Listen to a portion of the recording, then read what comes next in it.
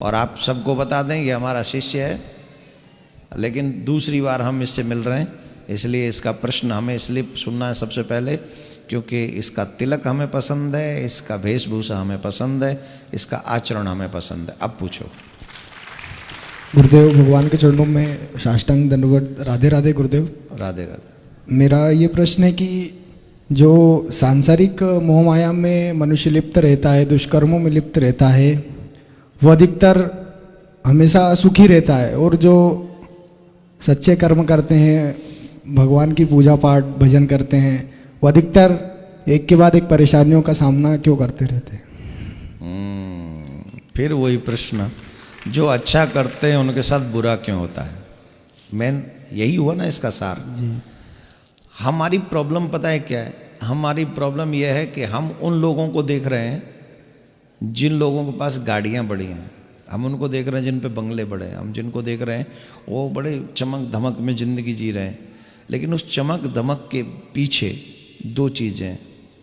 एक तो उनका पूर्व का प्रारब्ध, वो ऐसे ही नहीं बने, वो निश्चित पूर्व जन्म में कुछ ऐसा करके आए हैं जिसके कारण उनको इस जन्म में ये सब उपलब्ध हो रहा है।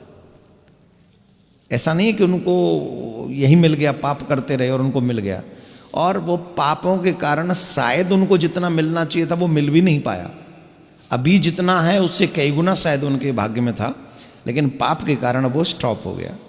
ठीक है, उतना ही रह गया, सीमित दायरे में रह गया।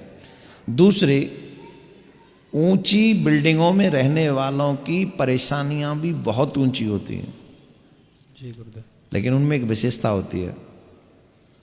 वो विशेषता यह है कि वो अपनी बुराई किसी को नहीं बताते, अपना दर्द किसी को नहीं बताते, वो रोते नहीं है किसी के आगे, वो छिपा लेते हैं। वो दुनिया के आगे सिर्फ अपनी खुशियां प्रकट करते हैं जिससे लगे कि इस जैसा खुश कोई नहीं है।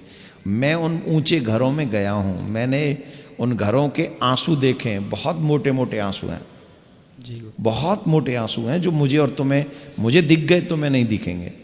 परंतु जो तुमने कहा कि जो पूजा करने वाले हैं, जो पाठ करने वाले हैं, जो अच्छे कर्म करने वाले हैं, उनके साथ बुरा क्यों होता है?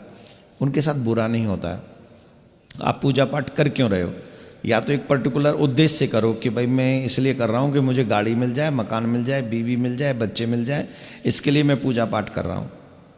वो ना मिले तो पूजा पाठ फिर संदेह के घेरे में आ जाएगा, लेकिन तुम उसके लिए तो कर ही नहीं रहे। तुम कर रहे हो कृष्ण प्राप्ति के लिए, तुम कर रहे हो आत्मीय सुख के लिए। तो मैं दावे से कह सकता हूँ, जो व्यक्ति नित्य माला करता है 16, जो व्यक्ति माथे पे तिलक लगाता है, जो व्यक्ति भगवान को अपने दिल से पूछता है, इस वर्ल्ड में उसके बराबर सुखी कोई नहीं, कोई नहीं।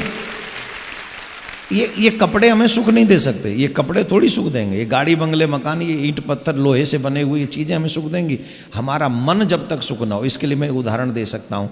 बुखार आ जाए तो शाही पनीर भी अच्छा नहीं लगता, सर में दर्द हो तो 5 स्टार का होटल भी, खाना भी हमें अच्छा नहीं लगता। क्यों नहीं लगता? क्योंकि शरीर ही सुख में नहीं है। तो जब अंदर से हम हैप्पी नहीं होंगे, बाहरी कोई वेशभूषा हमें सुखी नहीं कर सकती। तो जो भजन करते हैं वो अंदर से बड़े खुश होते हैं, और इंटरनली वो इतने आनंद में आ जाते हैं कि उन्हें और चीज़ की परवाह नहीं होती। तो और एक और बात, भगवान जिन्हें अपनाना चाहते हैं, भगवान जिनको इसी जन्म में सब कुछ रफा दफा कर देना चाहते हैं, तो जन्मों जन्मों के पापों को थोड़ा थोड़ा करके यहीं भुगवा देते हैं, जिससे वो सारे कर्म यहीं नष्ट हो जाएं और वो फिर ठाकुर जी के दरबार में जा सकें। राधे राधे। राधे राधे। धन्यवाद।